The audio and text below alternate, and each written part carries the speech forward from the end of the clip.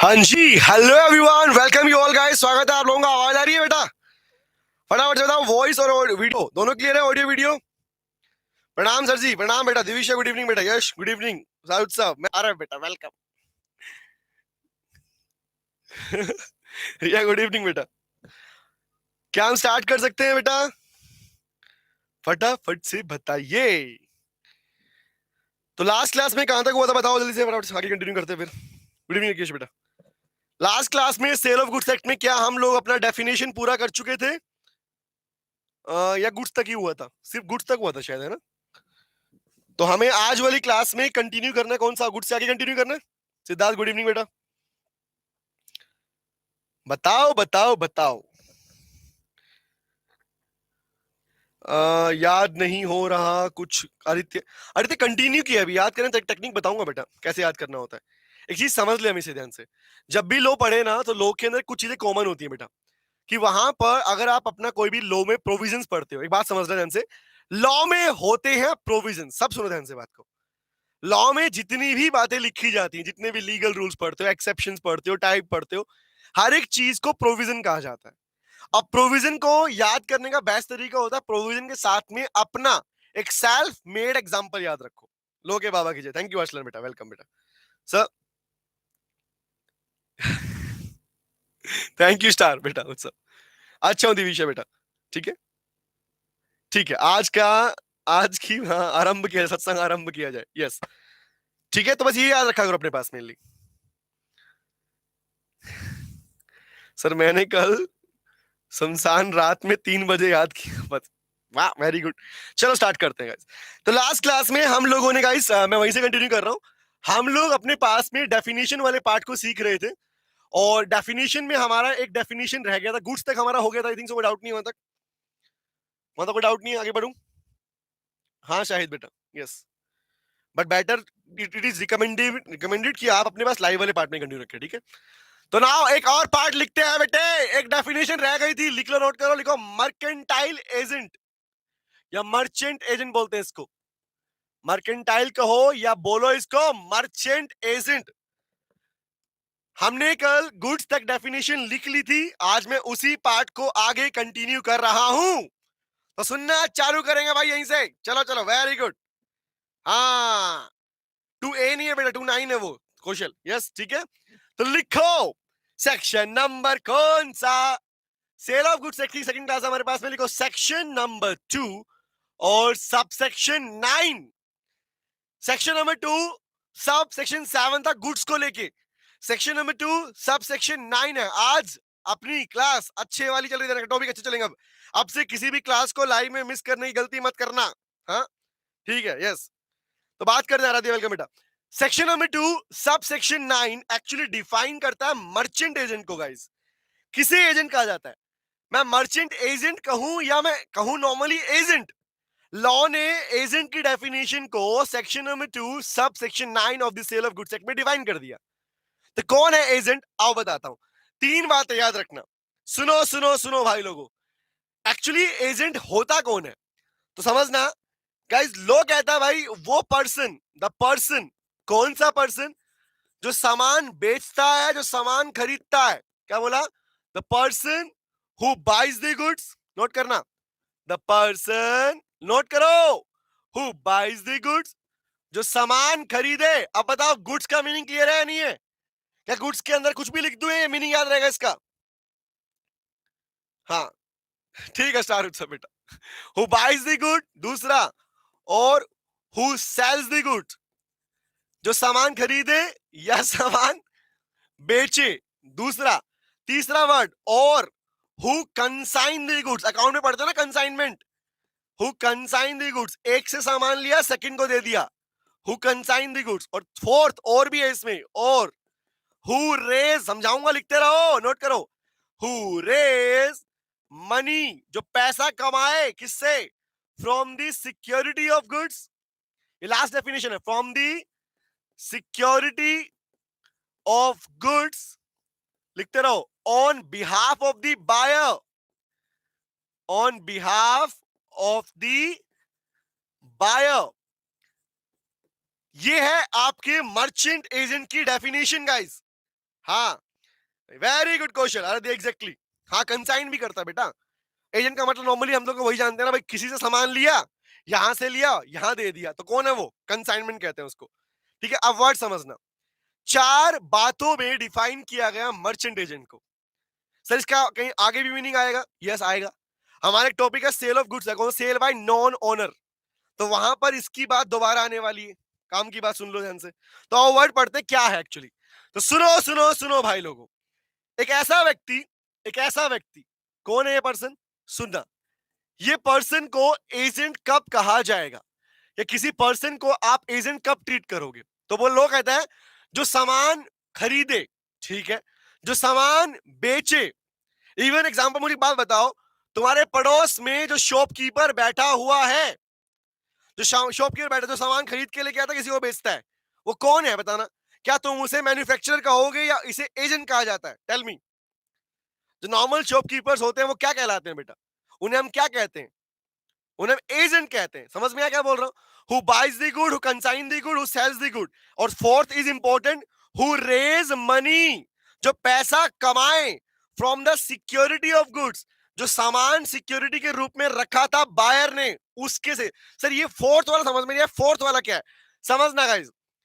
एक पर्सन ने, सुनना क्या हुआ, एक व्यक्ति ने अपनी गाड़ी को किसी के पास गिरवी रखा।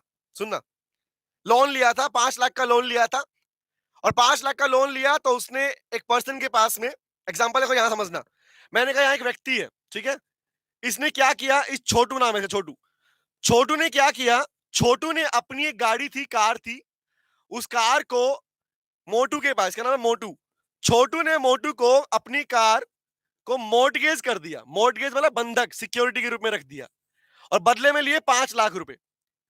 तो जब आपने पास, आप लोग ध्यान रखना क्या बोल रहा हूं, जब आप लोग अपने पास में कोई सामान सिक्योरिटी के रूप में रखते हो, मोर्टगेज में बंधक रखते हो, सुनना काम की बात, रिप्लाई करना मुझे इस बात का। जब आप कोई सामान किसी के पास में मोर्टगेज मतलब सिक्योरिटी के रूप में रखते हो और बदले में पैसा ले लिया, तो भैया सामने वाला पर्सन ये कहेगा आपको कि अगर तूने पैसा नहीं दिया तो मैं तेरे सामान को यूज करूंगा। जब तक पैसा नहीं देगा, I will use your goods, मैं इस सामान को यूज करूंगा, और यूज के जो भी मुझे पैसा मिलेगा, दैट विल माई मनी। तो वही वर्ड है यहां पर, बात समझना भाई। बायर की मतलब बायर ने खुद परमिशन दिया कि भैया ठीक है, मेरी सामान की सिक्योरिटी जो तुम्हारे पर रखी हुई है, अगर मैं पैसा नहीं दूंगा तो यू कैन रेज मनी। तो क्या किया, मोटू ने छोटू के पैसा ना देने पर उसकी गाड़ी को कैब सर्विस में लगा दिया, ओला ओबर में काम करना चालू करवा दिया। Now please tell me, reply करना मुझे, ऐसे सिनेरियोस के अंदर जो पर्सन उससे पैसा कमा रहा है, उस सामान से पैसा कमा रहा है, उसे क्या कहा जाएगा? Tell me. Very good Riya, Ali Raja, yes doctor Ali Raja, Aslan, Kaushal, Aradhya, star Utsav, Divisha, Tushar. सही क्या मोटू ने तुषार कर, वेरी गुड। हाँ, उबर में चल चलवाएगा गाड़ी कैब को, पैसा ही पैसा, पैसा ही पैसा, एजेंट कहा जाएगा। Very very good Tushar, exactly correct है। समझ में आया बेटा? क्लियर हुआ? तो एजेंट का मतलब buy the goods, sell the goods, consign the good और raise money from the security of goods. Is it clear? तो ये थी गाइस हमारी डेफिनेशन वाला पार्ट। अब मैं बढ़ता हूं आगे, और आज का हमारा नेक्स्ट टॉपिक है टाइप ऑफ गुड्स। एकदम step wise step wise step wise step चल रहे हैं हम लोग, ठीक है? तो आओ बेटा, असलन वेरी गुड, नाइस बेटा। हेडिंग बनाओ और लिखो। हेडिंग बनाएंगे प्यारी सी। हेडिंग का नाम क्या है, लिखो बेटा, नोट करो। Type of goods. Step by step हमें हमने अपनी डेफिनेशन सीख ली है, बात करते हैं टाइप ऑफ गुड्स के बारे में, कि गुड्स कितनी तरह की होती हैं गाइस, गुड्स को कितने पार्ट में डिवाइड किया गया। तो लिखो लिखो लिखो, नोट करते हैं। सबसे पहला पार्ट लिखते हैं, है ना? कमाना पे 50% हमें भी चाहिए। हाँ मिलेगा, मिला मिले, मैं दे लूंगा, पैसा मिल जाएगा। बताओ, अब बताओ, पैसा ही पैसा चाहिए सबको, किसे पैसा नहीं चाहिए, सबको चाहिए पैसा। तो लिखो गुड्स देखो, हमने गुड्स का मीनिंग सीख लिया गाइस। गुड्स का meaning section number 2 sub section में सीख चुके, 7 में सीख चुके। अब आगे गुड्स कितने टाइप की होती है? सर गुड्स की भी टाइप होती है, हाँ गुड्स की भी टाइप होती है। तो कैसे लॉ ने डिफाइन किया गुड्स की टाइप को, और एक्चुअली जो लॉ डिफाइन करता है वो फाइनलाइज है गाइस, उससे ऊपर कुछ नहीं है। आओ बात करते हैं। तो फर्स्ट नोट करो, लिखो एग्जिस्टिंग गुड्स। यही छोटे छोटे टॉपिक जो है ना, ये इंपॉर्टेंट बातें हैं, क्योंकि इन्हीं के बेस पर बड़े टॉपिक बनते हैं। तो इन्हें स्किप करने का मतलब है आगे गलती करना। तो लिखो, first is existing goods. First कौन सा है? Existing goods. तो लॉ ने कहा एग्जिस्टिंग गुड्स का मतलब क्या होता है। नंबर 2 लिखो, ये हो गया कौन सा, एग्जिस्टिंग गुड्स। नंबर 2 पहले इसका मीनिंग लिख लेते हैं, ठीक है। लिखो लिखो लिखो, अरे भैया चलो नोट करो गाइस। तो किन्हें कहा जाता है existing goods. What is the meaning of existing goods, specific goods, future goods, अभी बताने वाला हूं। तो फर्स्ट आया हमारे पास मीनिंग किसका, very good Kaushal, existing, future, continuing, appropriation, very good nice. अब सुनो, सब बताने वाला हूं और याद करना अभी की अभी। ऐसी गुड्स बेटा जो कॉन्ट्रैक्ट बनाते समय एग्जिस्टेंस में थी, मतलब जब बायर एंड सेलर दोनों मिलके कॉन्ट्रैक्ट कर रहे थे, याद है ना, सेल ऑफ गुड्स एक्ट में दो पार्टी हैं, बायर एंड सेलर। जब बायर एंड सेलर दोनों मिलके आपस में कॉन्ट्रैक्ट बना रहे थे, तो उस वक्त पर जो गुड्स एग्जिस्ट कर रही थी उन्हें एग्जिस्टिंग गुड्स का नाम दिया जाता है। वेरी वेरी गुड याद दिया बेटा। तो लिखो कौन सी goods, goods which are in existence, which are in existence, जो गुड्स एग्जिस्टेंस में थी, ये वर्ड रखना, जो गुड्स एग्जिस्टेंस में थी, कब, eight the time of making contract, eight the time of making contract, contract बनाते समय, कॉन्ट्रैक्ट बनाते समय जो गुड्स एग्जिस्टेंस में थी उन्हें कहा जाएगा बेटा एग्जिस्टिंग गुड्स। बोलो बेसिक मीनिंग क्लियर हुआ, छोटी सी बात थी कि एग्जिस्टिंग मतलब जो गुड्स एग्जिस्टेंस में थी कॉन्ट्रैक्ट बनाते समय उन्हें बोलते हैं एग्जिस्टिंग गुड्स। रिमेंबर, ये पानी की बोतल बेचने की बात करूं, कौन सी गुड्स कहलाएगी, क्या ये गुड एग्जिस्टेंस में है नहीं है सर, क्या बोलो, एग्जिस्टिंग गुड्स। क्लियर हो गया, क्लियर एकदम। चलो नंबर 2 पे आते हैं। नंबर 2 बी पार्ट लिखो, दूसरा मीनिंग लिखो specific goods, second is specific goods. Sir ये क्या होता है, अरे भैया सुनो, स्पेसिफिक गुड्स का मतलब क्या लो ने दिया, लो कहता है भैया एग्जिस्टिंग का मीनिंग तो एग्जिस्टेंस में है जो खाली, स्पेसिफिक का मतलब होता है बेटा ऐसी गुड्स जो आपके पास में, जिनको लेके बायर ने आइडेंटिफाई किया कि यही वाला सामान चाहिए मेरे को, आइडेंटिफाइड और अग्रीड, दो वर्ड बोलूंगा, which are agreed and identified at the time of making contract. जब आप कॉन्ट्रैक्ट बना रहे, सुनते रहना बात को, बातें मिस मत करना जो बोल रहा हूं, जब आप कॉन्ट्रैक्ट बना रहे थे तो उस टाइम पे आपने एज ए बायर उन गुड्स को आइडेंटिफाई किया था, पहचाना था, आपके सामने थी वो गुड्स, और आपने उन्हीं गुड्स को लेके अग्रीमेंट किया था, अग्री किया था। तो जिन गुड्स को लेके आपने आइडेंटिफाई किया और अग्री किया, ऐसी गुड्स को स्पेसिफिक गुड्स कहा जाता है। और याद रखना, ये जो गुड्स का टॉपिक पढ़ रहे हो ना, यही गुड्स का टॉपिक आगे ट्रांसफर ऑफ प्रॉपर्टी वाले टॉपिक में आएगा, जो कि मोस्ट इंपोर्टेंट टॉपिक बनता है, इसलिए मीनिंग बहुत जरूरी समझना आपके पास में। वेरी गुड आदित्य कौशल, बहुत बड़ी Divisha, exactly Tushar.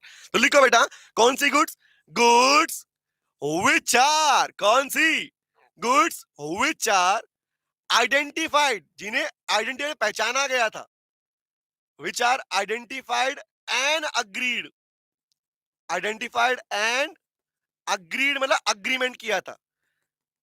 Goods which are, दो वर्ड समझना, goods which are identified and agreed, कब बेटा, लिखो at the time of making contract, ये मत जरूरी है word, at the time of making contract, जब कॉन्ट्रैक्ट बना रहे थे, जब कॉन्ट्रैक्ट बना रहे थे तो उस वक्त पर आपने उन गुड्स को आइडेंटिफाई किया था, पहचाना था और अग्रीमेंट भी किया था।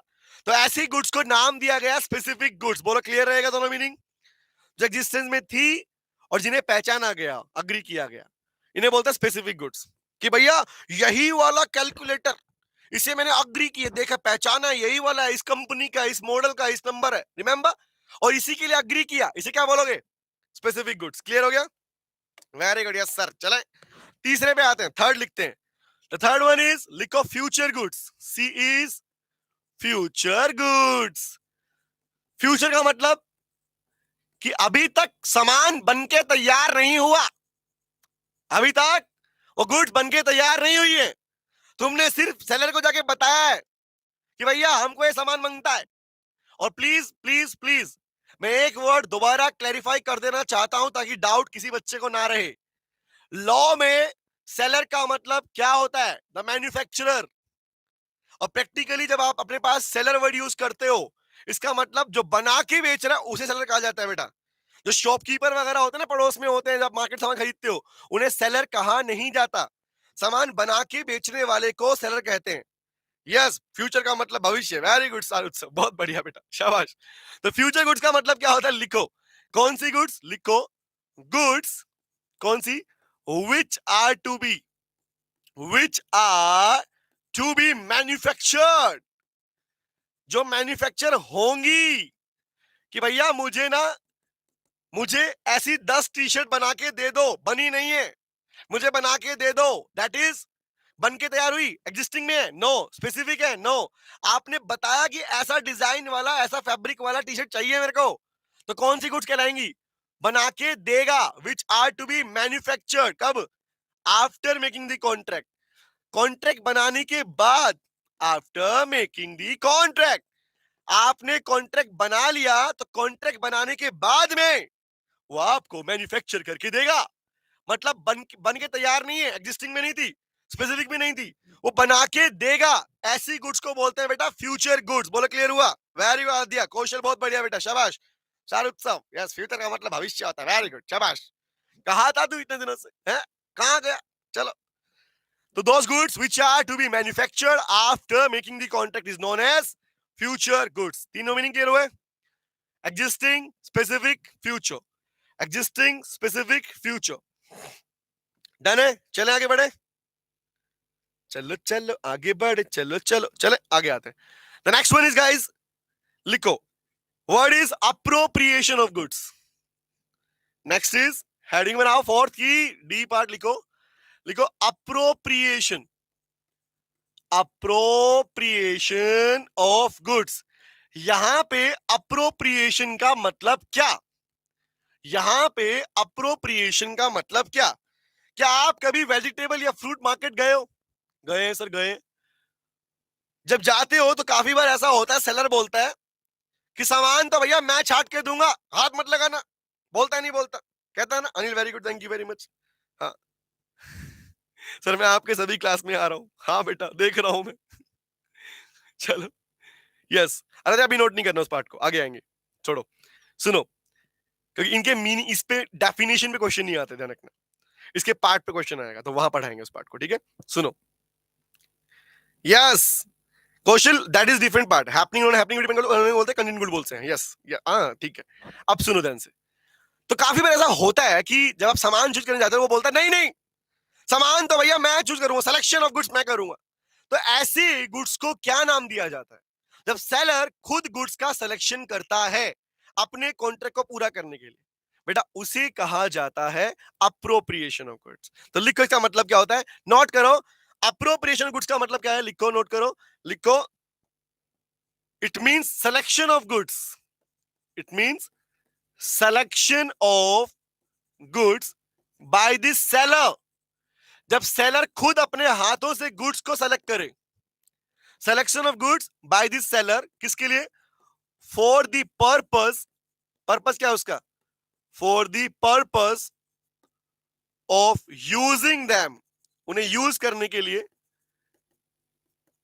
For the performance of contract, अपने कॉन्ट्रैक्ट को पूरा करने के लिए, कि भैया मेरे को सामान चूज करना है, परफॉर्मेंस ऑफ कॉन्ट्रैक्ट। मतलब चेक करो, वर्ड देख रहे हो? कॉन्ट्रैक्ट को परफॉर्म मतलब कॉन्ट्रैक्ट का पूरा करने के लिए, अपने कॉन्ट्रैक्ट को पूरा करने के लिए वो कह रहा भैया सामान का सिलेक्शन तो मैं करूंगा, गुड्स का सिलेक्शन तो मैं करूंगा। तो ऐसी गुड्स को नाम दिया गया है अप्रोप्रिएशन ऑफ गुड। याद रखना, जब भी सेलर ये बोले ना कि मैं चूज करूंगा सामान, तो उसे लीगल लैंग्वेज में कहा जाता है बेटा अप्रोप्रिएशन ऑफ गुड। हाँ, तो जिस क्लास में आप, उस क्लास में मैं रहूंगा हमेशा, ऐसा हो सकता, मैं ना रहूं ऐसा हो सकता नहीं बेटा। पिछले कुछ क्लास से समझ में आ रहा, आप ही रहोगे, यस। हाँ, कौशल नलायक कह रहा भिंडी। कैसे एग्जांपल देना लायक। तो word is appropriation of good. Next लिखो, डी के बाद ई लिखते हैं।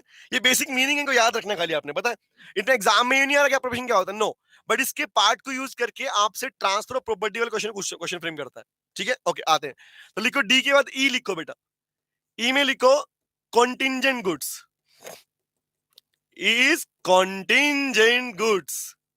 हालांकि दो पार्ट और भी है, असर्टेन और अनसर्टेन। उसका मतलब ये होता है जिनका पता लगाया जा सके असर्टेन, जिनका पता लगाया ना जा सके अनसर्टेन, ठीक है? बट आपको याद रखना कंटिंजेंट गुड्स किसे कहा जाता है। हाँ चलिए, सुनो, कंटिंजेंट गुड्स क्या होता है, सुनो ध्यान से गाइस। ऐसी गुड्स जो डिपेंड करती है, प्लीज समझने का बोलने वाला हूं, ऐसी गुड्स जो डिपेंड करती है ऑन हैपनिंग और non happening of N uncertain event. Please, this one is important, this one is important, समझ आने से बात को। अनिल बेटा, उसे अप्रोप्रिएशन ही कहते हैं बेटा, दो वर्ड अप्रोप्रिएशन कहते हैं। द अप्रोप्रिएट का मतलब होता है सेलर चूज कर रहा है बेटा, इन शॉर्ट ये, ठीक है। दो इसका मीनिंग नहीं बताया मैंने, दो अलग वर्ड बोले थे आपको, असर्टेन, अनअसर्टेन, जिनका पता लगाया जा सके, जिनका पता नहीं लगा सके, दो बातें, ठीक है। हाँ, अब सुनो बात, जो बोलने वाला वो मीनिंग सुनना ध्यान से। The important one is contingent goods. इन सब में अगर सबसे इंपॉर्टेंट कोई है वो है आपका कॉन्टिंजेंट गुड्स। क्या होता है, कह रहा सर ऐसी गुड्स जो डिपेंड करती हैं, जो डिपेंड करती हैं ऑन हैपनिंग और नॉन हैपनिंग, कि होने या ना होने पर, किसके, ऑफ एन अनसर्टेन इवेंट। अब मुझे बताओ, बारिश आएगी, बारिश आएगी या वेदर फेवरेबल रहा तो हमारी खेती होगी। कोई मान लो कोई ये बोल रहा है आपको, सुनना, कि भैया वेदर कंडीशन फेवरेबल रही तो ये वाली क्रॉप जो फसल है ये बनेगी, वरना नहीं बनेगी। तो बताओ ऐसी गुड्स को क्या बोलोगे, क्या वेदर कंडीशन आपके हाथ में है? Answer is no. तो कहने का मतलब क्या है, समझ क्या बोल रहा हूं? तो कहने का मतलब क्या है सर, ऐसी गुड्स, ऐसी गुड्स जो डिपेंड करती है हैपनिंग एंड नॉन हैपनिंग, किसका, ऑफ एन अनसर्टेन इवेंट। ये जो आपको बारिश आना है, वेदर फेवरेबल, ये कौन सी कंडीशन है, अनसर्टेन इवेंट्स है। तो ऐसी गुड्स को बोलते हैं बेटा कंटिंजेंट गुड्स। तो लिखो इसके बारे में, कौन सी गुड्स, गुड्स कौन सी, which are dependent, which are dependent on happening or non happening, happening or non happening of an uncertain event। Covid याद है, कोविड, हाँ याद है। तो कोविड के टाइम में कोई श्योरिटी थी क्या कि भाई कोविड लॉकडाउन कब खुलेगा? पता ही नहीं था। समझ रहे हो, केसेस कब बढ़ेंगे, केसेस कब कम हो जाएंगे, है ना। हाँ, और एग्जांपल दे रहा हूं बेटा, शेख, कोविड का एग्जांपल याद रख। तो कोविड में क्या हुआ था, और समझो ध्यान से, हाँ एग्जांपल सही है बेटा, सुनो। तो कोविड में टाइम में क्या हुआ था, एग्जांपल नंबर 2 दे रहा हूं मैं। तो ये आइडिया नहीं था लॉकडाउन कब खुलने वाला है। तो उस टाइम पे मुझे बताओ, किसी पर्सन ने डिस्क्राइब किया गुड्स को, सुनना क्या बोल रहा हूं, पूरा कहानी समझना। एक बायर ने सोचो किसी पर्सन को डिस्क्राइब किया, पर्सन ने सेलर को डिस्क्राइब किया कि भैया मुझे ना ये स्पेसिफिक 100 kg जो है, मुझे पर्टिकुलर 100 kg कोई फ्रूट चाहिए, एग्जांपल, ठीक है। ये उसने उससे एग्रीमेंट किया था। तो सेलर, उसने डिस्क्राइब किया 100 kg चाहिए, यही वाला चाहिए, डिस्क्रिप्शन के अकॉर्डिंग दिया, sale as per description. But बाद में क्या हुआ, सुनना, सेलर ने क्या किया, बात समझना। सेलर बोला भाई साहब बात ऐसी है, अगर गवर्नमेंट ने लॉकडाउन ओपन कर दिया और मेरे वर्कर लौट के आ गए, तो आपका सामान, जो आप फ्रूट बोल रहे हो, उसकी खेती वेती प्रॉपर करवा के मैं आपको सामान डिलीवर कर दूंगा। नाउ प्लीज टेल मी, क्या लॉकडाउन खुलना, उस टाइम के ऊपर की बात करो, उस टाइम पर क्या ये प्रैक्टिकली फिजिबल था कि भैया कब खुलेगा, किस दिन प्रॉपर्ली ओपन हो जाएगा? बताओ बताओ, बोलो बोलो। इस वैलेंटाइन पे तुम्हारी गर्लफ्रेंड बनेगी, इसे कंटिन्यू क्वेश्चन, जवाब दो बेटा। क्या ऐसे पार्ट में जहां पर डिपेंड कर रहा है गुड्स का होना, किसके ऊपर बेटा, happening and non happening of an, very good, uncertain event, एक ऐसे इवेंट के ऊपर जो अनसर्टेन है, खासकर वेदर वाली कंडीशन क्या होती है, अनसर्टेन होती है बेटा, ठीक है। रेनफॉल पे, एग्जांपल, ऐसी कोई क्रॉप जो रेनफॉल पे डिपेंड कर रही है, बारिश होगी तो क्रॉप होगी, रिमेंबर। तो जवाब दो मुझे, तो क्या बोला जाएगा, goods with dependent on happening and non happening of N uncertain event, क्या बोलते हैं, उन्हें कहा जाता है कॉन्टिंजेंट गुड्स। क्या बोलते हैं बेटा, कॉन्टिंजेंट गुड्स। बोलो क्लियर हुआ, समझ में आया, yes sir no, done done done done done, clear हो गया। तो बेसिक मीनिंग याद रहेगा, अनसर्टेन इवेंट पे जो डिपेंड करती है और जो गुड्स डिस्क्रिप्शन अकॉर्डिंग बनाई जाती हैं, कि बायर ने डिस्क्रिप्शन दिया तो सेलर ने बोला भैया डिपेंड करता है, तो ऐसी गुड्स क्या बोलोगे, contingent goods. Done done done, clear है। क्वेश्चन का संदेश बताओ बेटा, रोशनी क्लियर है, समझ में आ गया, ओके। आराध्या, अदिति, अनिल, कौशल, शेख रेहान, हाँ बेटा, डन डन डन, चले बड़े आगे इसमें। तो अब आते हैं अपने एक और पार्ट की, इसमें पता इस एक्ट की बड़ी प्यारी बात पता क्या है, इसमें सारे टॉपिक, छोटे छोटे छोटे टॉपिक हमारे पास है, प्यारे प्यारे टॉपिक है, ठीक है। चलिए अब आते हैं आगे।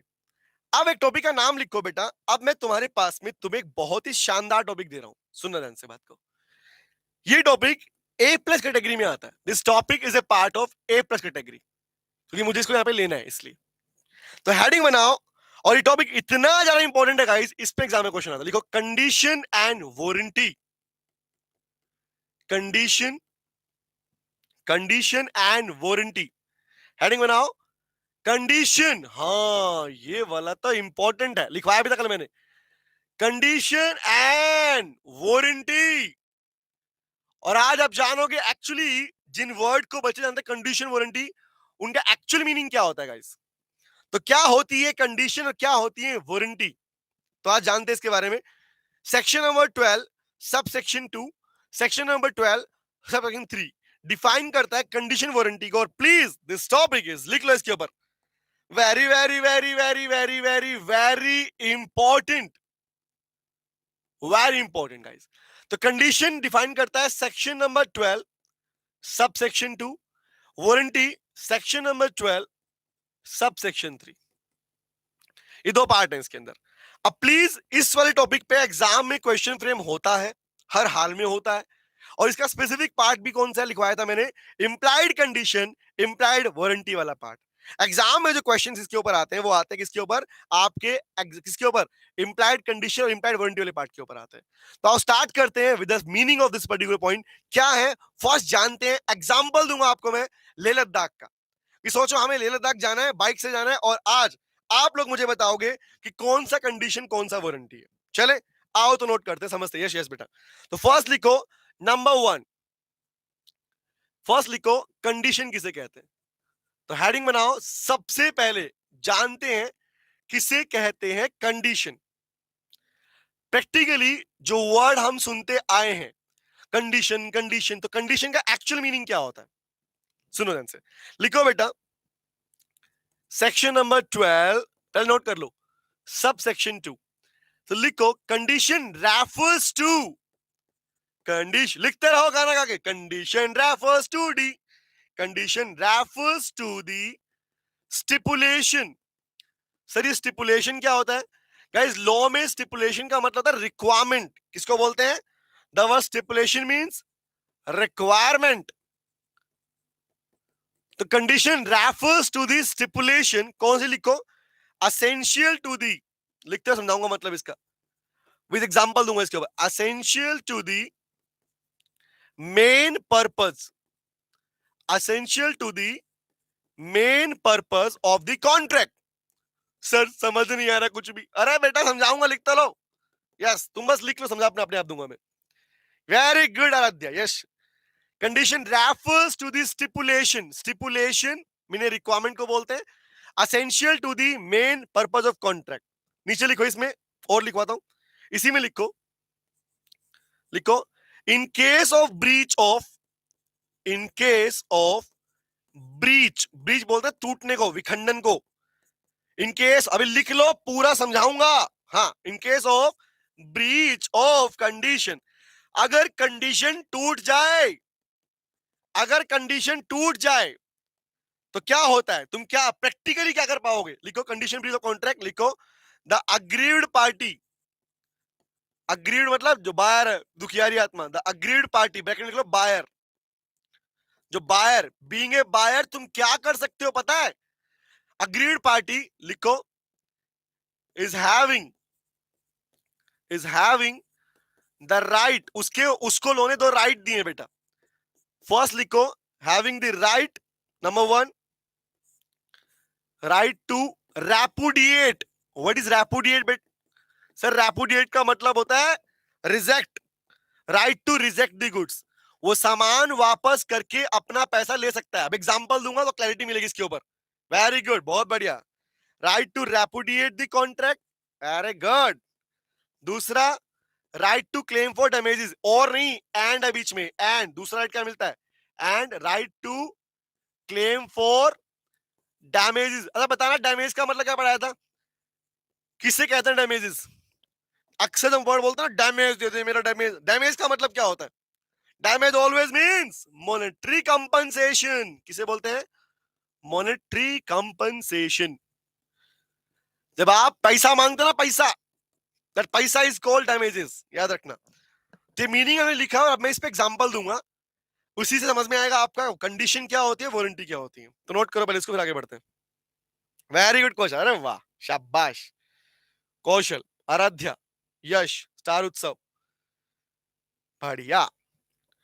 तो 2 वर्ड्स गाइस, पहला कौन सा है? कंडीशन का मीनिंग लिखा हम लोगों ने, चले ओके।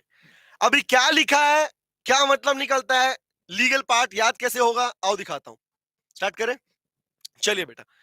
देखो देखो देखो, I am just framing example for you guys. अब प्लीज प्लीज प्लीज पूरा फोकस इस एग्जांपल पे लगाना, क्योंकि ऐसे एग्जांपल ही एग्जाम में क्वेश्चन बनते हैं आपके लिए, केस स्टडी क्वेश्चंस। ये कहानी सोचो मेरी है, ठीक है, और मैं आपसे अपनी कहानी में हेल्प लेने वाला हूं। बेटा ये कहानी है मेरी, मुझे ना बड़े दिनों से मन कर रहा था कि क्यों ना मैं लेह लद्दाख घूम के आऊं। आई एम जस्ट प्लानिंग कि मैं लेह लद्दाख घूम के आऊं। प्लीज सुनना आप प्लीज, और मुझे चाहिए आप लोगों से रिप्लाई। अगर जवाब दिया इस कहानी का, समझ लो तुम्हारा टॉपिक तुम्हें याद हो गया, गारंटी से। हाँ, कोई बात नहीं चारू, तो मत नोट कर बेटा, सुन तो ले तू। हाँ सुनो, तो बात समझते हैं। तो पहला वर्ड, ये कौन है? ये मैं हूं बेटा, मैं। अब मेरी हेल्प करना आज, ठीक है। अब मैंने क्या किया, सुनो। मुझे जाना था कहां पे? मुझे जाना है लेह लद्दाख, और लेह लद्दाख जाने के लिए मुझे भी, मेरा प्लान है, मैं बाइक से जाऊंगा। मुझे लेह लद्दाख जाना है और मुझे बाइक से जाना है। वर्ल्ड के टफेस्ट रोड में काउंट होता है, ठीक है। सुनना, ये वाला पार्ट समझा रहा हूं, ये वाला पार्ट पूरा विद एग्जांपल ऑफ दिस, ठीक है। सुनना ध्यान से। तो मुझे लेह लद्दाख जाना है, वो भी जाना है, बाइक से जाना है। अब लेकिन सोचो कि मुझे बाइक की बिल्कुल नॉलेज नहीं है, मुझे कुछ नहीं पता बाइक कौन सी ठीक, कौन सी नहीं जाती, कौन सी, मुझे कभी गया ही नहीं, मेरा प्लान था। तो मैंने क्या किया, मैंने एक शोरूम वाले के पास गया जहां से बाइक मिलती है, ठीक है। यहां पर इसका नाम है चिंटू। ये कौन है? चिंटू। चिंटू एक बाइक का शोरूम ओनर है बेटा, बाइक शोरूम का ओनर है, इसका नाम है चिंटू। और चिंटू क्या करता है? चिंटू डिफरेंट बाइक्स के अंदर, मतलब मल्टीपल बाइक्स में डीलिंग करता है। वो डीलर है और वो मल्टीपल बाइक्स में डील करता है। उसके हर टाइप की बाइक उसे मिल जाती है, स्पोर्ट्स ले लो, सिंपल ले लो, कैसी भी ले लो, ठीक है। अब सुनना, अब कहानी की शुरुआत यहां से होती है कि मुझे जाना है लेह लद्दाख।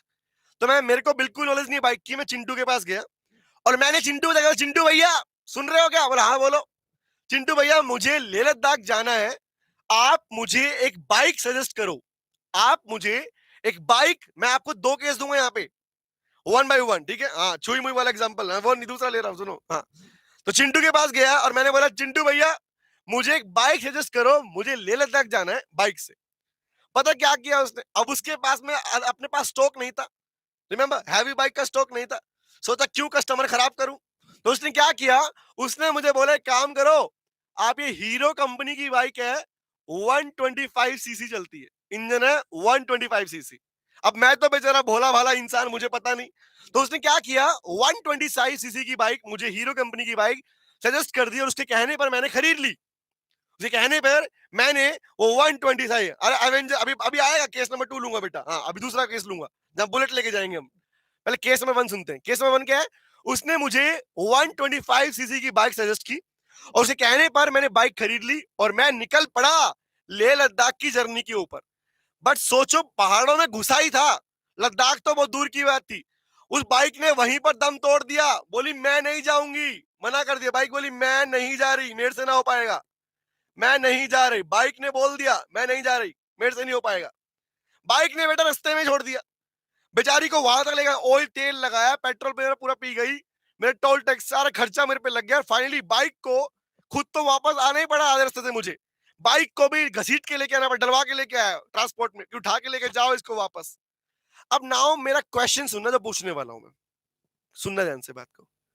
अभी हमने एक वर्ड लिखा, कंडीशन लिखा वर्ड। अब प्लीज समझना क्या बोलने वाला हूं, बस लाइन की रिप्लाई करना। मेरा बाइक खरीदना मेरा मेन कॉन्ट्रैक्ट है, हाँ है ना भाई? बाइक खरीदने का कॉन्ट्रैक्ट मैंने किया, किससे किया? चिंटू से किया। तो मेरा कॉन्ट्रैक्ट क्या है? बाइक खरीदना। बाइक खरीदी क्यों थी मैंने? क्योंकि मेरा मेन पर्पस था, मेरा मेन पर्पस था कि मुझे लेह लद्दाख जाना है। ये एक बात खुद से कनेक्ट करना कि जब भी तुम अपने किसी मेन पर्पस के लिए कोई कॉन्ट्रैक्ट करते हो, कोई सामान लेके आते हो, कहीं जाना है तुमको, तो उस केस में जिस पर्पस के लिए तुम सामान खरीदते हो बेटा, उसे मेन पर्पस कहा जाता है। और जो कॉन्ट्रैक्ट तुम करते हो उस मेन पर्पस के लिए, अब उस केस में क्या होगा वो सुनो ध्यान से बात, ये प्रैक्टिकली हम पर अप्लाई होता है और ये आप कर सकते हो प्रैक्टिकली, सुनना। तो क्या हुआ गाइस, मैंने क्या किया, उसने मुझे बाइक दी, बाइक नहीं पहुंच पाई, बाइक वापस आ गई। तो क्या मेरा मेन पर्पस पूरा हुआ? जवाब दो हाँ या ना। क्या मेरा मेन पर्पस पूरा हुआ? क्या मैं लेह लद्दाख पहुंच पाया उस बाइक से? बोलो बोलो बोलो। क्या मैं main purpose, no no no no no no no no no no no, नहीं पहुंच पाया सर, नहीं पहुंच पाया, नहीं पहुंच पाया। मानते हो ना इस बात को? तो वही अब पढ़ना है यहां पर, जो आपने लिखा था, जो आपको समझ में नहीं आया होगा, अब समझ में आएगा। तो क्या लिखा था, कह रहा कंडीशन का मतलब क्या होता है? तो लीगली एक्चुअल में भी मतलब ये होता है, कंडीशन वो रिक्वायरमेंट है जो असेंशियल है मेन पर्पस के लिए। कंडीशन वो रिक्वायरमेंट है जो असेंशियल है main purpose of the contract. आपने जो कॉन्ट्रैक्ट बनाया था, उस कॉन्ट्रैक्ट का मेन पर्पस के लिए जो उसकी असेंशियल रिक्वायरमेंट होती है ना, लाइक एग्जांपल, मेरा कॉन्ट्रैक्ट था बाइक खरीदने को लेके, बट मेरी असेंशियल रिक्वायरमेंट थी, मेरी असेंशियल रिक्वायरमेंट थी लेह लद्दाख पहुंचना। तो लो कहता है अगर आपकी, सुनना, लो कहता है अगर आपका असेंशियल रिक्वायरमेंट पूरा नहीं हो पाए, अगर कभी कॉन्टेक्ट करो और आपका अगर असेंशियल रिक्वायरमेंट पूरा नहीं हो पाए, तो लॉ ने खुल के नाम दिया, इसे कहा जाएगा बेटा ब्रीच ऑफ कंडीशन। क्या बोलते हैं इसको? Breach of condition. लॉ कहता है इसे कहा जाएगा भाई कंडीशन टूट गई, तो इसका मतलब essential requirement of the contract is known as condition, और अगर वही पूरी ना हो पाए तो कहा जाएगा कंडीशन क्या हुआ, आपकी कंडीशन टूट गई। अब जवाब दो, ब्रीच ऑफ कंडीशन में लॉ ने आपको क्या राइट दिए? तो लॉ कहता है रो मत, मैं तुझे दो राइट देता हूं। राइट नंबर वन, कि अगर कभी भी कंडीशन टूटेगी तो जो बायर जो होगा, जैसे नुकसान हुआ, उसके पास दो राइट है, वो सामान को वापस कर सकता है। मतलब मैं जो मेरी बाइक नहीं पहुंच पाई, उस बाइक को लाके दूंगा, पकड़ अपनी बाइक, और बाइक का पूरा पैसा ले पाऊंगा, नंबर वन। नंबर टू, लोग कहता है you are having right to claim for damages. आपका जो एडिशनल खर्चा हुआ, जो ऑयल खर्चा हुआ, रास्ते में खर्चा, जो भी खर्चा आपका हुआ, आप वो भी क्लेम करने का राइट रखते हो। तो दो राइट दिए, जब भी कंडीशन टूटेगी तो आपको दो राइट मिलेंगे। बोलो क्लियर हुआ? समझ में आया? वेरी गुड आराध्या, यश बहुत बढ़िया बेटा, एग्जैक्टली exactly. तो जवाब दो मुझे, यहां पर बताओ, क्या मेरा असेंशियल रिक्वायरमेंट पूरा हो पाया? नहीं हो पाया, तो इसे बोलेंगे ब्रीच ऑफ कंडीशन। तो ऐसे केस में ध्यान रखना, practically you are having two rights guys. जो बाइक थी जैसे भी कंडीशन में थी, मैं वापस देकर अपना पैसा ले पाऊंगा, उसे बोलता है right to repudiate the contract. और इवन जो मुझे खर्चा हुआ होगा मैं वो भी क्लेम कर पाऊंगा, उसे बोलता है right to claim for damages. बोलो मीनिंग क्लियर हुआ ब्रीच ऑफ कंडीशन का? What is condition and what is breach of condition? बोलो समझ में आया बेटा? Done done done done done. Yes sir, clear है जी बाबा जी, यस क्लियर है, क्लियर है, क्लियर है, यस सर। क्या कंडीशन और ब्रीच ऑफ कंडीशन में कोई डाउट किसी को? बोलो जंगल वाले बाबा जी की करा दिया। चलो आगे बढ़े, अदिति यस सर। अब आता हूं वारंटी के ऊपर। तो फर्स्ट था कंडीशन, क्लियर हो गया। अब आता है वारंटी पर। अभी तो अभी चलेगा टॉपिक ये वाला, इसके इंप्लाइड पार्ट तो अभी आएगा।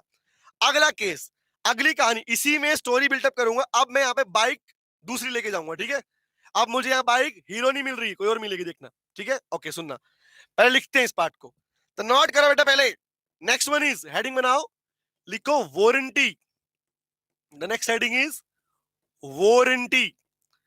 अक्सर हम लोग कहते हैं ना वारंटी है, वारंटी है। लोगों को वारंटी का मतलब ही नहीं पता भाई साहब, लिटरली बता रहा हूं। दुनिया अपने आप में मीनिंग सीख रही है, वारंटी मतलब ये सामान ठीक करके देंगे, वो कर। What is the actual meaning of warranty? Products के पीछे लिखा होता है वारंटी, 2 साल की वारंटी, 1 साल की वारंटी। वारंटी होती क्या है ये नहीं पता, बस हमें ये पता वारंटी होती है, ये सामान लेके जा रहा 2 साल की वारंटी है। वारंटी किसको बोलते हैं गाइस? क्या एक्चुअल वारंटी का मीनिंग पता है? नहीं पता? वारंटी का मीनिंग जान लो अब ध्यान से। यस, वेरी गुड कौशल, यस। तो लिखो सेक्शन नंबर कौन सा? सेक्शन नंबर 12 और subsection 3, define the term warranty किसको बोलते हैं, लिखो। तो वहां क्या लिखा था? असेंशियल रिक्वायरमेंट, इसको बोलते हैं कोलेक्टरल रिक्वायरमेंट। यहाँ क्या लिखा था? स्टिपुलेशन असेंशियल, यहाँ स्टिपुलेशन कोलेक्टरल। सर एग्जांपल दो, ऐसे समझ में नहीं आएगा, चलो लिखते हैं। तो लिखो वर्ड बाय वर्ड लिखो। इट रेफर्स टू, किसको बोलते हैं? It refers to the stipulation, same word लिख रहा हूं मैं, स्टिपुलेशन दैट इज रिक्वायरमेंट। कौन सी लिखो? Collateral.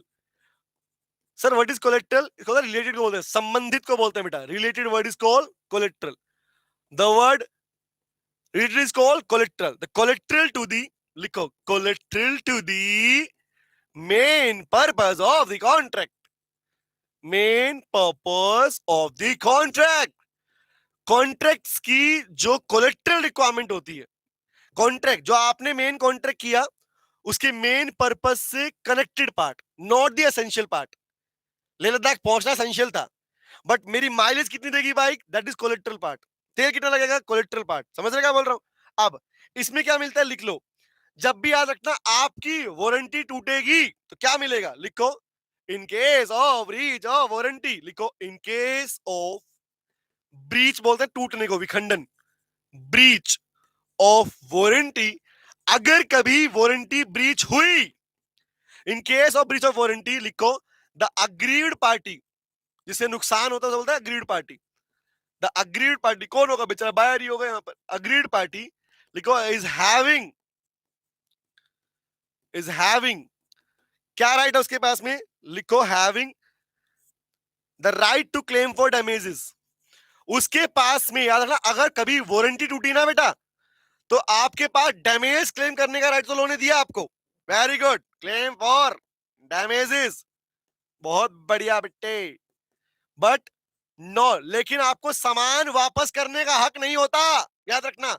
But not the right to repudiate the contract, not the right to repudiate the contract. आपके पास में कॉन्ट्रैक्ट को रिजेक्ट करने का राइट नहीं होता। मतलब आप वारंटी के टूटने पर सामान वापस नहीं कर सकते, ध्यान रखना। और ये प्रैक्टिकली ऐसा ही होता है, प्रैक्टिकली है। कभी कोई सामान लेके आओगे ना, और अगर वारंटी ब्रीच हुई है, मतलब आपका एसेंशियल रिक्वायरमेंट तो पूरा हो गया, आपका मेन पर्पस तो पूरा हो गया, बट आपके जो कोलेक्ट्रल पार्ट था अगर वो पूरा नहीं हुआ, तो याद रखना हमारे पास में। हाँ, आप लिख रहे हो, मैं क्यों लिखूं? मत लिख बेटा, सारे से मत लिख। अब तू चाहता क्या, बता मैं क्या करूं? हाँ, यस। तो वारंटी के ब्रीच होने पर क्या मिलता है गाइस, ओनली और only right to claim for damage. Sir ऐसे समझ में नहीं है, प्रूव भी करो इस बात को। आपने किला कि सामान वापस नहीं कर पाओगे बट डैमेज ले पाओगे, मतलब क्या? लेट मी टेल यू, लिख तो लिया, अब समझा रहा हूं बेटा, सुनना। इसी कहानी में अब मैं चेंजमेंट लेके आ रहा हूं, सुनना। चेंज करते हैं, ठीक है? सुनना ध्यान से बात को, तो वर्ड समझना। सोचो कहानी वही है, मुझे अभी भी लेह लद्दाख जाना है और मुझे बाइक की रिक्वायरमेंट है, ठीक है? मुझे बाइक की रिक्वायरमेंट है, बट केस नंबर 2 ले रहा हूं, सुनना ध्यान से, रिप्लाई करना आप। केस 1 था कंडीशन का कि पहुंच ही नहीं पाया लेह लद्दाख। अब केस नंबर 2 में पहुंचूंगा, सुनना ध्यान से, और रिप्लाई करना कि क्या ब्रीच हुआ, कंडीशन ब्रीच हुई या वारंटी ब्रीच हुई, ये मुझे आप बताएंगे, ठीक है? ओके, सुनना ध्यान से बात को। चलो, तो वर्ड, हाँ रोशनी बेटा सीएम में से, यस। सुनो सुनो सुनो, तो लेह लद्दाख, अब सुनना बात ध्यान से। अब मैं बाइक लेने गया था, इस बार उसने मुझे पता क्या किया, केस नंबर 2, जब मैंने उससे बाइक मांगी ना, तो बोला भाई साहब अरे कैसी बात कर रहे सर, एक काम करो, आप बुलेट की, रॉयल एनफील्ड की 550 सीसी, 550 सीसी की बुलेट बाइक लेके जाओ, बढ़िया एकदम मस्त वाली है, बुलेट की तरह जाएगी ये। इस बार उसने मुझे 550 सीसी की बाइक सजेस्ट की, केस नंबर 2।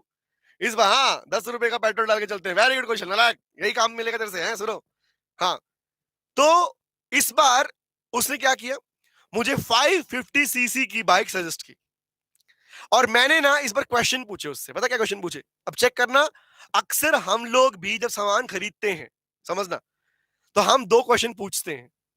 जिस पर्पस के लिए, जिस मेन एसेंशियल रिक्वायरमेंट के लिए आप किसी सामान को खरीदते हो, उसे कंडीशन कहा जाता है। और उस सामान से कनेक्टेड तुम जो भी एक्स्ट्रा जानते हो ना, कि ये होगा क्या, ये भी हो जाएगा क्या, ये भी हो जाएगा क्या, उसे वारंटी कहते हैं।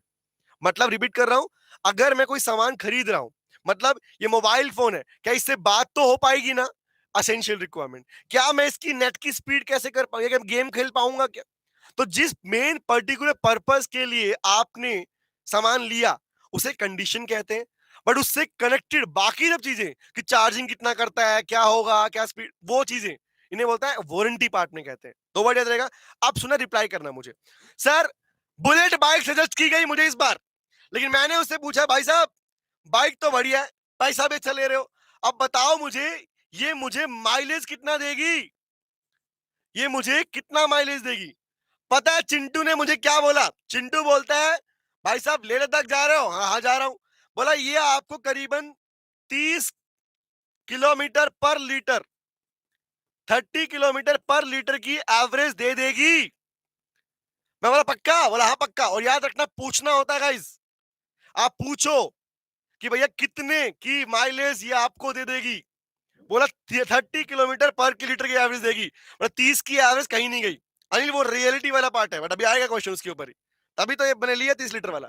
तो चिंटू ने कहा 30 किलोमीटर की एवरेज आपको मिल जाएगी। मतलब ठीक है भैया।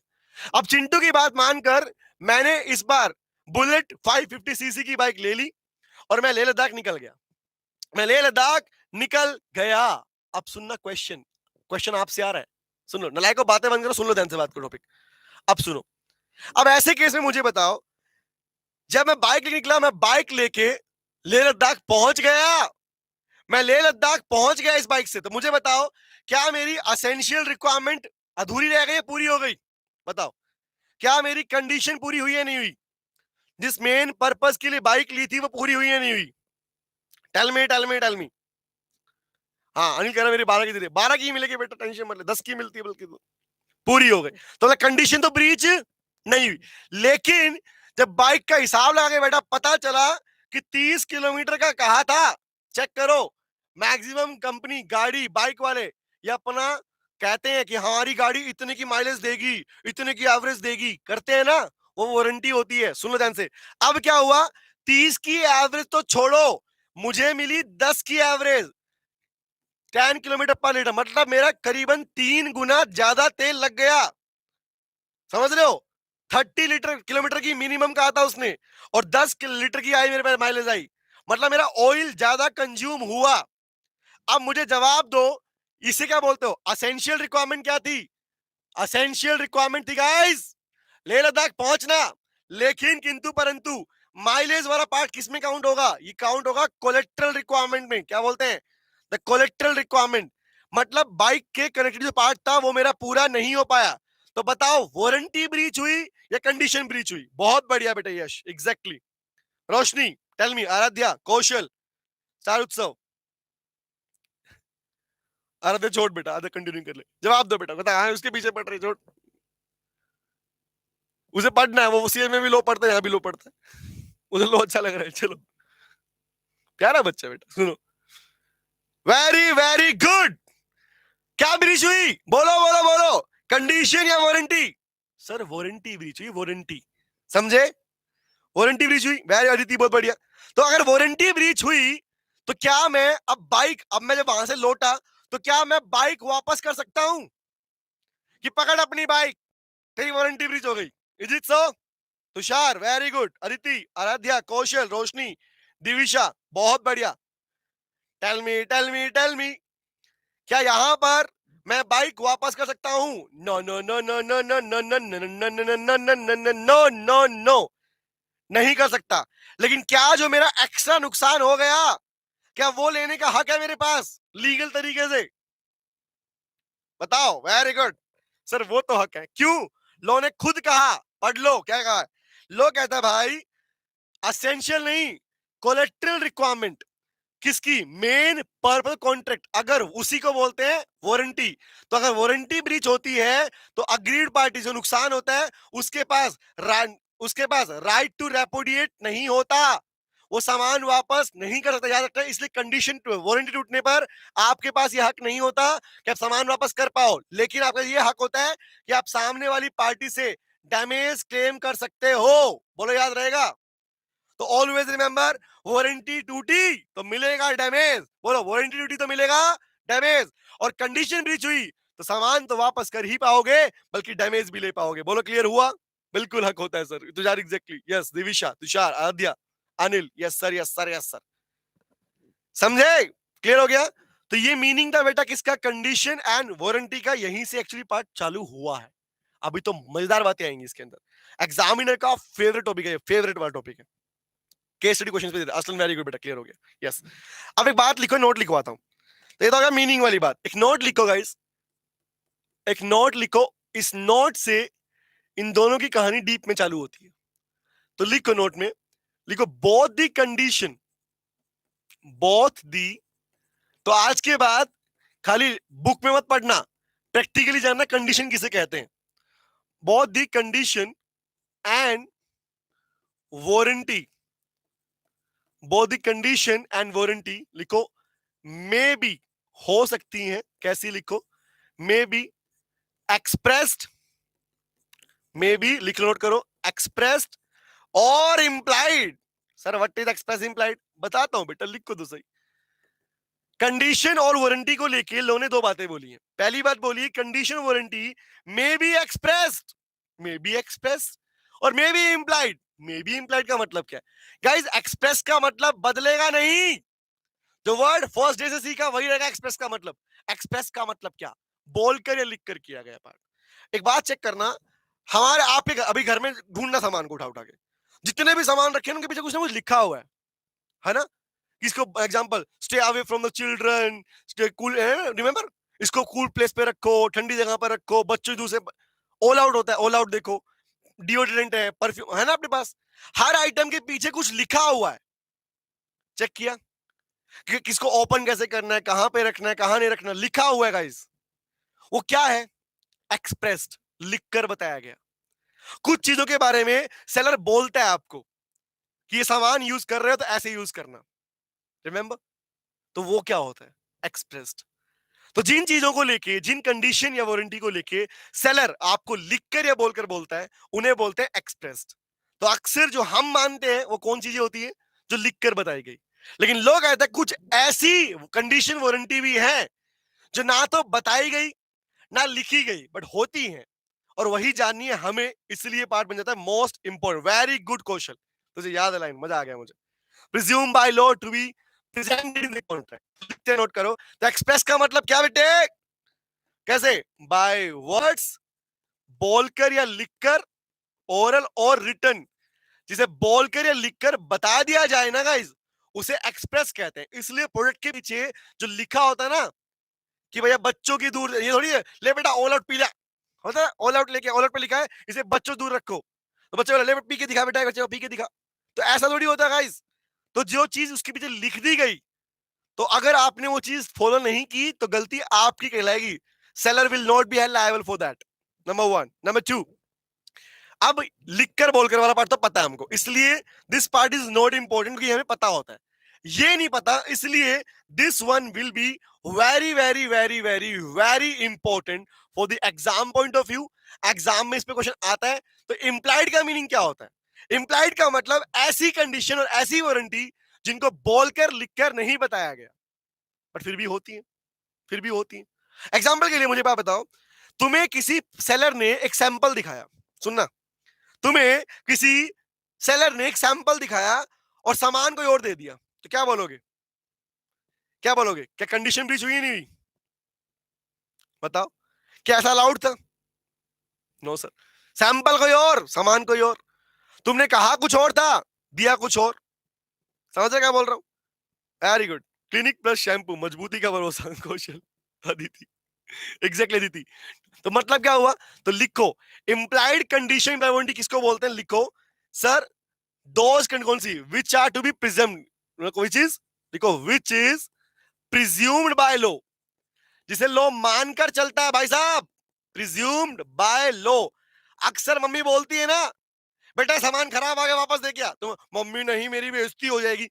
गाइस बेइज्जती बेइज्जती नहीं, legally you are having right, कि जिन चीजों को लेके नहीं लिखा हुआ वो अंडरस्टूड है गाइस, कि सामान खराब है तो आपको वापस देने का हक है। You are having legal action over that. समझ रहे क्या बोल रहा हूं? तो लिखो, which are presume by law to be presented, to be presented in the contract. Law कहता है भाई साहब, कुछ कंडीशन वारंटी जो लिख दी गई, लेकिन कुछ ऐसी जो नहीं भी लिखी गई तब भी वो लॉ मानेगा कि कॉन्ट्रैक्ट में होनी चाहिए, कि जो सामान आपको बताया गया वो उसी चीज के लिए पर्टिकुलर जाना चाहिए, और वही हम पढ़ेंगे implied condition and implied warranty वाला पार्ट, जो कि आपके एग्जाम पॉइंट से इतना ज्यादा इंपॉर्टेंट है कि आपका केस स्टडी क्वेश्चंस में पक्का मिलेगा। तो इम्प्लाइड वारंटी को मैंने नाम दिया था A+ कैटेगरी, जो हम पढ़ेंगे कल, आज नहीं पढ़ेंगे इस पार्ट को। कहां तक मुझे बताओ, क्या मीनिंग क्लियर है कंडीशन वारंटी का आप लोगों को? उसमें कोई डाउट है किसी को? तो कल हम स्टार्ट करेंगे cases of implied condition, cases of implied warranty. Guys बोलो बोलो बोलो, कोई दुविधा, शंका है, संदेह है तो बताओ। तो बेसिकली हमने सीख लिया कंडीशन कितने टाइप, कंडीशन क्या होती है, वारंटी क्या होती है, एग्जांपल देख लिया। तो tomorrow will start from the most important topic, the cases of implied condition, cases of implied warranty. ठीक है प्रदीप जी, नमस्ते बेटा, नमस्ते गुरुजी।